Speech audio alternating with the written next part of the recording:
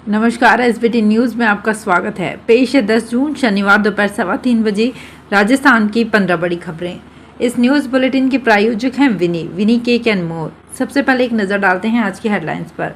प्रधानमंत्री कल करेंगे देश के पहले राष्ट्रीय प्रशिक्षण सम्मेलन का उद्घाटन।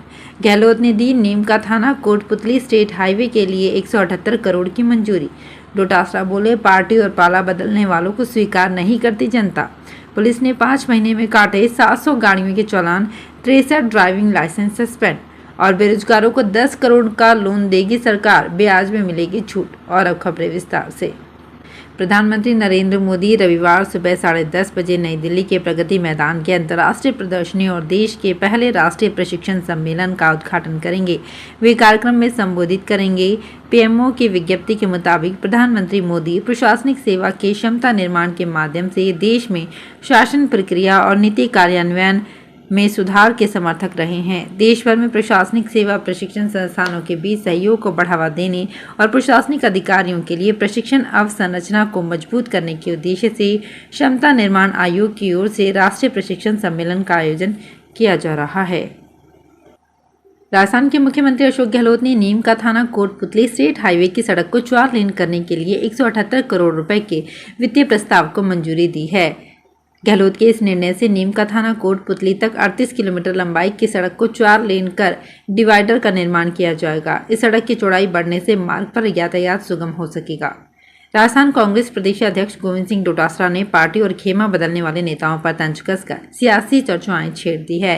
डोटासरा ने पार्टी और खेमा बदलने वाले नेताओं पर निशाना साधते हुए कहा कि इंसान की कीमत अपनी जगह पर रहने से होती है। मिनट मिनट में पार्टी और पाला बदलने वालों को जनता स्वीकार नहीं करती। जो जनता के बीच रहे, उनके काम करे, उनके सुख दुख में खड़ा रहे, उन्हें ही जनता आशीर्वाद देती है। डोटासरा ने किसी का नाम नहीं लिया, लेकिन उनका इशारा विरोधी खेमे की तरफ था। डूंगरपुर में सड़क हादसों में कमी लाने के लिए पुलिस सड़कों पर सख्ती बरत रही है। गाड़ी चलाने वालों को ट्रैफिक रूल्स समझाकर उन्हें पालना करने की नसीहत दी जा रही है। पुलिस ने 5 महीने में सख्त कार्यवाही करते हुए 700 से अधिक चालान काटे हैं, जबकि कई लोगों के ड्राइविंग लाइसेंस को भी सस्पेंड कर दिया गया है। इस साल 31 मई तक 5 महीने में 700 से अधिक वाहनों के चालान काटकर लाखों रुपए का जुर्माना वसूला गया है। युवाओं को खुद का रोजगार स्थापित करने के लिए राजस्थान सरकार 10 करोड़ तक का लोन देगी। इसमें अनुसूचित जाति एवं जनजाति वर्ग के लिए 51% से ज्यादा की हिस्सेदारी रखी गई है। इनको लोन भीमराव अंबेडकर राजस्थान दलित आदिवासी उद्यम प्रोत्साहन योजना के तहत दिया जाएगा। खुद का रोजगार स्थापित करने के लिए अनुसूचित जाति एवं जनजाति वर्ग के युवाओं को जानकारी देने के लिए 22 जून को टोंक जिला उद्योग केंद्र में कार्यशाला आयोजित की जाएगी। जयपुर में अजमेरी गेट स्थित यादगार में शुक्रवार को ट्रैफिक पुलिस अधिकारियों की मीटिंग हुई। इसमें नवनियुक्त अतिरिक्त पुलिस आयुक्त राहुल प्रकाश ने ड्यूटी को लेकर दिशा निर्देश दिए। राहुल प्रकाश ने सभी ट्रैफिक पुलिस कर्मियों से कहा है कि ड्यूटी के दौरान आमजन से शालीन व्यवहार करें। उन्होंने कहा, ट्रैफिक पुलिसकर्मी चालान की कार्रवाई करने के बजाय यातायात सुचारू संचालित करने का कार्य करें। ड्यूटी लगाने में पारदर्शिता पर भी जोर दिया। डीसीपी प्रहलाद कृष्णिया ने सभी पुलिसकर्मियों को सतर्कता से ड्यूटी करने के निर्देश दिए। सवाई माधोपुर से अलग कर गंगापुर सिटी के जिला बनने से करौली जिले की राजनीतिक तस्वीर काफी हद तक बदल जाएगी। टोडाभीम विधानसभा क्षेत्र के नातौदी ब्लॉक के काफी हिस्से के अलावा हिंडौन विधानसभा क्षेत्र की श्री महावीर जी पंचायत समिति की कई ग्राम पंचायतों को नवगठित गंगापुर सिटी जिले में शामिल करने की संभावना है। यदि ऐसा होता है तो जिले के हिंडौन और टोडाभीम विधानसभा क्षेत्र में राजनीतिक समीकरण बदलना भी तय है। श्री महावीर जी क्षेत्र के सरपंचों के साथ बड़ी संख्या में ग्रामीणों ने गत दिवस कलेक्ट्रेट में प्रदर्शन भी किया। दौसा जिले के महुआ थाना क्षेत्र से गुजर रहे जैन मुनि सड़क हादसे में बाल बच गए। हालांकि कार सवार उनके कई शिष्यों को चोट आई है। हादसा जयपुर आगरा नेशनल हाईवे 21 पर बालाहेड़ी चौकी क्षेत्र में पीपल खेड़ा के पास उस वक्त हुआ जब जैन मुनि सौरभ सागर जयपुर की ओर जा रहे थे। सूचना पर पहुंची पुलिस ने क्षतिग्रस्त वाहनों को हाईवे से हटवाया।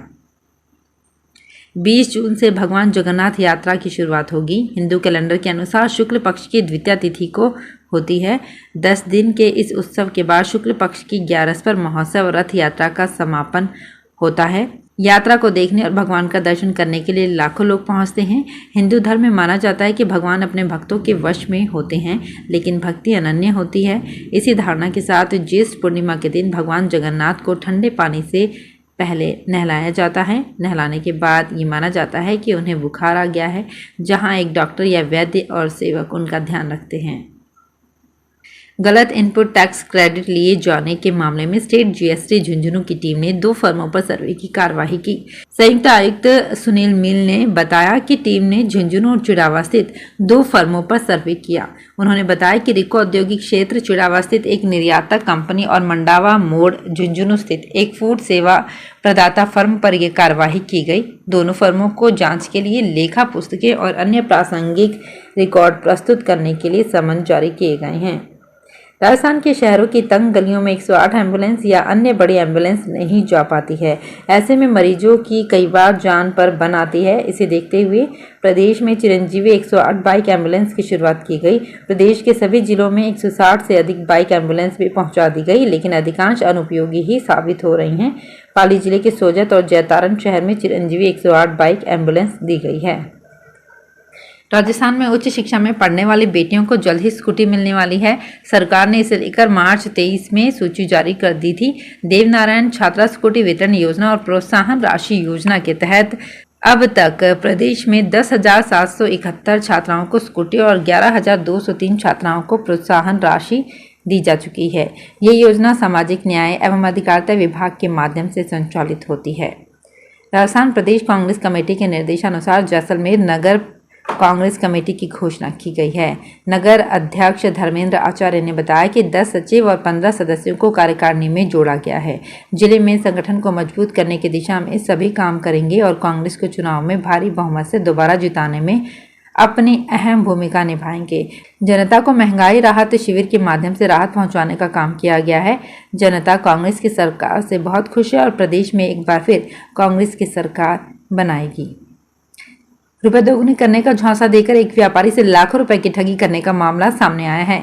सीकर जिले के नीम का थाना कोतवाली में दी रिपोर्ट में पंकज बंसल ने बताया कि वो नीम का थाना अनाज मंडी में कृषि जींस का व्यापारी है। उसके पास चेतन जोशी का फोन आया और कहा कि वो क्रूड ऑयल का काम करता है, इसमें रुपए डबल हो जाते हैं। व्यापारी पंकज बंसल आरोपी जोशी के झांसे में आ गया और उसने व्हाट्सएप पर अपने बैंक खाते की डिटेल चेतन जोशी को भेज दी। बाद में पंकज ने 8,68,416 रुपए जोशी के खाते में ट्रांसफर कर दिए।